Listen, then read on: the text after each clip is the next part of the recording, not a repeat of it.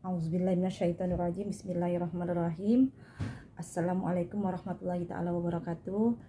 Hamdan wa syukurillah wa sholatu wassalamu ala asrafil anbiya wal mursalin wa ala alihi wa ashabihi ajma'in. Amma ba'du. Allahumma shalli ala sayyidina Muhammad wa ala sayyidina Muhammad. Di sini yang kami hormatin Ibu dosen sebagai narasumber kita di sini.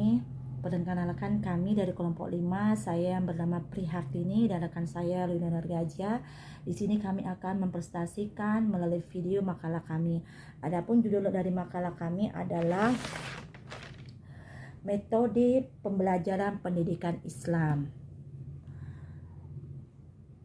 Secara kodrat, manusia yang selalu mempunyai rasa ingin tahu membawa pada penalaran untuk berpikir sebagai upaya pencapaian kesempurnaan hidupnya.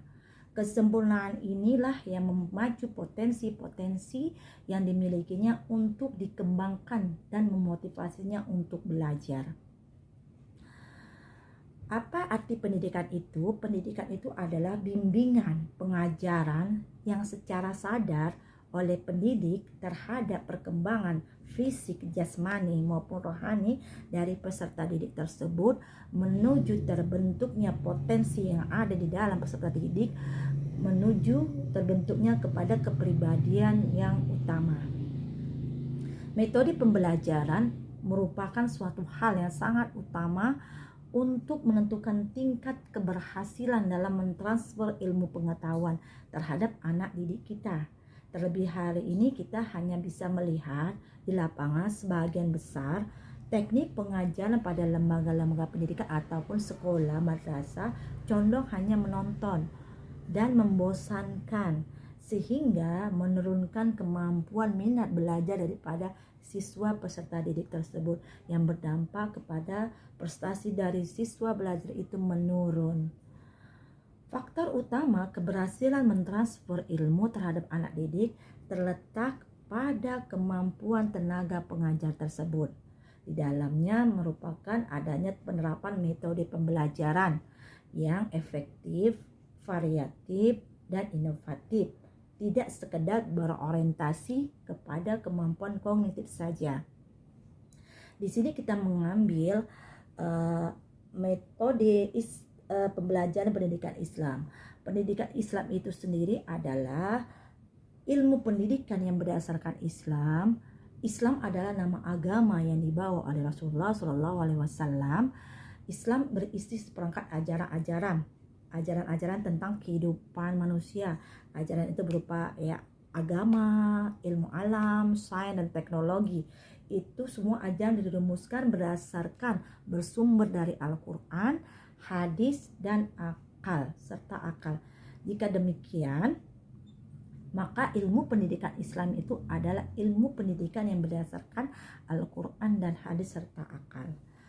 Adapun komponen pendidikan atau unsur pendidikan itu menurut beberapa ahli itu ada satu pendidik, yaitu guru tersebut, yang kedua peserta didik, murid atau siswa, yang ketiga bahan ajar atau metode pengajaran yang akan ditransfer kepada peserta didik, 4 lingkungan pendidikan, 5 tujuan pendidikan.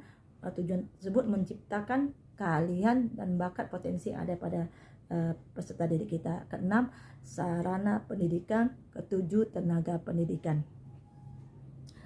Hakikat pendidikan Islam adalah dari segi mendidik dan segi mengajar.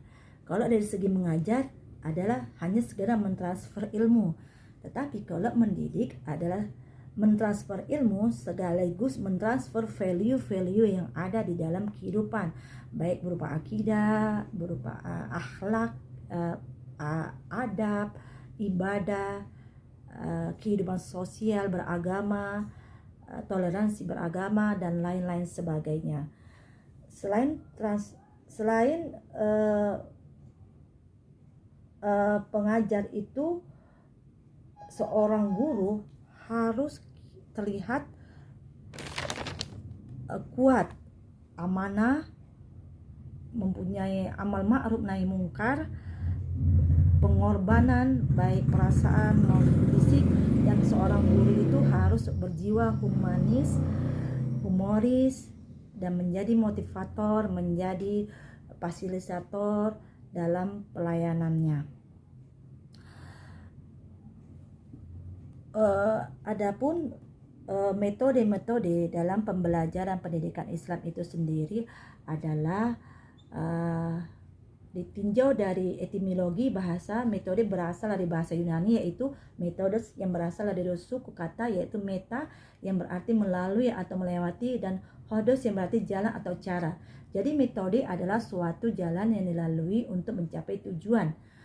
Selain itu, metode juga diartikan sebagai cara teratur yang digunakan untuk melaksanakan suatu pekerjaan agar tercapai sesuai dengan apa yang dikehendaki.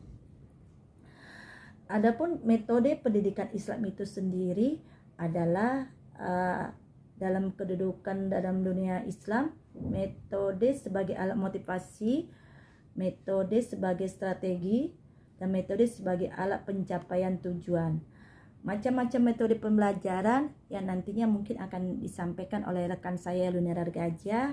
Di sini saya akan menyampaikan metode pengajaran itu ada beberapa. Misalnya satu, metode ceramah. Metode ceramah itu disampaikan dari guru pada peserta didik mungkin dalam satu lingkungan, satu ruangan yang terbatas ataupun bisa di ruang terbuka, di mana metode pengajaran itu bagi kami kalau didiskusikan itu kurang efektif. Kenapa? Karena metode ceramah lebih cenderung kepada satu arah, tidak adanya feedback. Dan nanti metode-metode yang lain akan disampaikan kepada rekan saya Lunera Gajah. Terima kasih, saya serahkan kepada rekan saya Lunera Gajah yang akan menyampaikan materi berikutnya. Wassalamualaikum warahmatullahi wabarakatuh. Assalamualaikum warahmatullahi wabarakatuh. Baik, saya akan melanjutkan isi dari makalah kami, yaitu macam-macam metode pembelajaran, sebagaimana yang dikemukakan oleh Sudarman Danim dengan membagi metode pendidikan, yaitu 1. Metode ceramah, yaitu proses penyampaian pesan atau informasi dengan jalan mengklarasi atau menuturkan materi secara lisan. Metode ini cocok digunakan apabila jumlah peserta didik cukup banyak. Perkenalan mata pelajaran baru. Peserta didik dapat menerima penjelasan dengan kata-kata, diselingi dengan gambar dan alat visual lainnya, dan seterusnya. Yang kedua, metode tugas, yakni materi tambahan yang harus dipenuhi oleh peserta didik.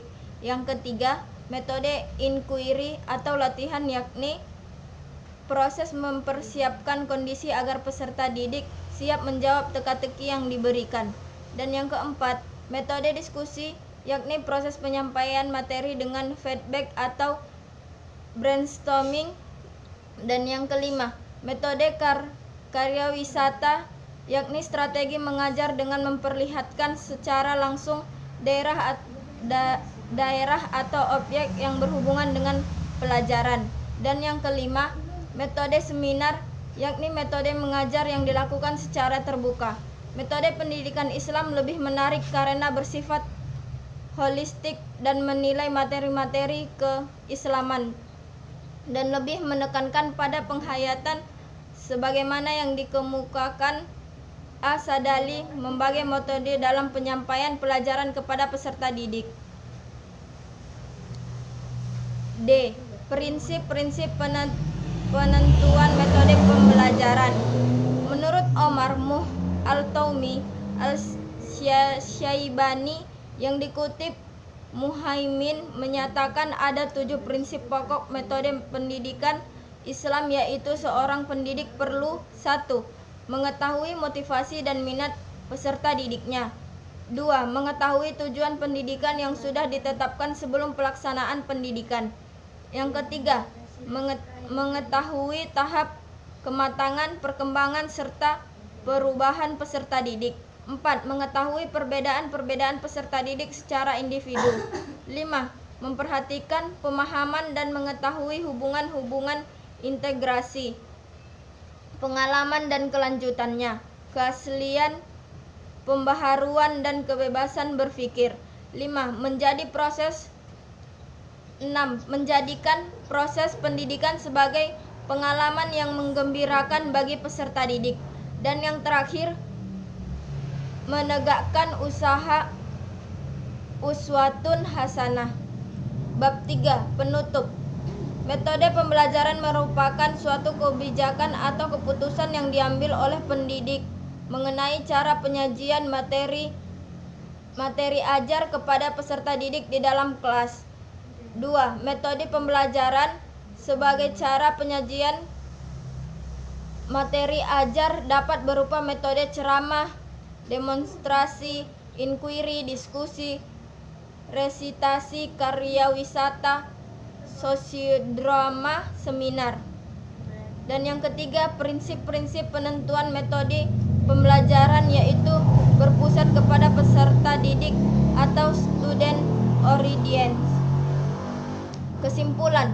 Dari pembahasan di atas dapat ditarik kesimpulan bahwa perkembangan metode pembelajaran pendidikan Islam mengalami perubahan yang berarti di dalam menjawab tuntutan zaman.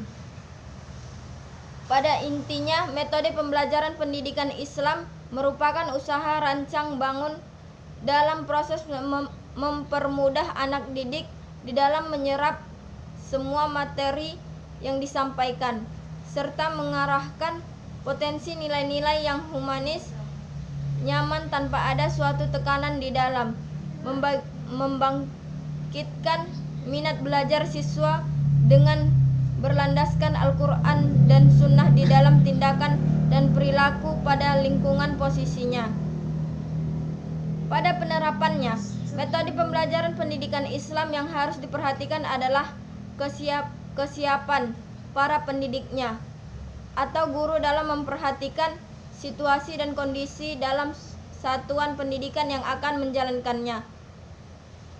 Profesionalisme di dalam membaca psikologi anak didik menjadi penentu tingkat keberhasilan dan kesuksesan sebuah penerapan metode pembelajaran.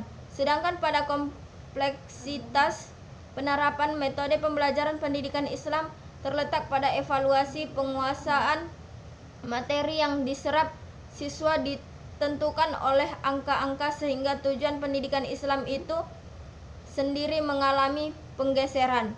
Metode pembelajaran pendidikan Islam pada masa Nabi merupakan wahana di dalam mengembangkan metode pembelajaran pendidikan Islam yang menjadi akar dari semua metode pembelajaran hari ini.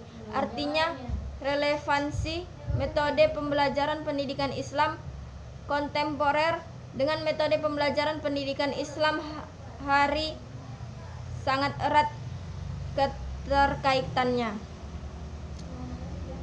Terima kasih. Sampai di sini isi makalah kami yang dapat kami sampaikan. Salah dan jangkalnya terlebih dahulu kami minta ampun kepada Allah Subhanahu wa taala dan minta maaf kepada saudara-saudara sekalian. Assalamualaikum warahmatullahi wabarakatuh.